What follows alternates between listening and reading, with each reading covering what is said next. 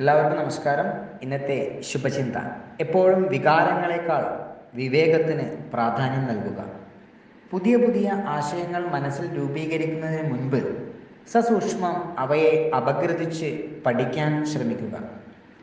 നമ്മുടെ മുന്നിൽ തുറന്നു കിടക്കുന്ന അവസരങ്ങൾ വിനിയോഗിക്കുന്നതിന് എപ്പോഴാണോ നമ്മൾ ധൈര്യപൂർവ്വം മുന്നോട്ട് വരുന്നത്, അപ്പോഴാണ് നമുക്ക് അതിനുള്ള കഴിവ് ഉണ്ടോ ഇല്ലയോ എന്ന് തിരിച്ചറിയുന്നത്. വലിയ സ്വപ്നങ്ങളുടെ പൂർത്തീകരണം പലപ്പോഴും തോൽവിയിൽ അവസാനിച്ചേക്കാം. അത്തരം അവസ്ഥകളിൽ ആ അനുഭവ പാഠങ്ങളിൽ നിന്നും ഊർജം ഉൾക്കൊണ്ടുകൊണ്ട് അതിജീവിക്കുന്നതിനുള്ള പരിശീലനം നമ്മൾ നേടിയിരിക്കണം. സ്വപ്നങ്ങൾ ഒരുപാട് നെയ്യുക. നമുക്ക് എത്തിപ്പിടിക്കാൻ കഴിയാത്തവയെ ബുദ്ധിപൂർവ്വം വിട്ടുകളയുക. ഏറ്റവും പ്രാധാന്യം നൽകിയത് ഏതിനാണോ അതാണ് നമ്മുടെ ലക്ഷ്യം എന്ന് തിരിച്ചറിയുക.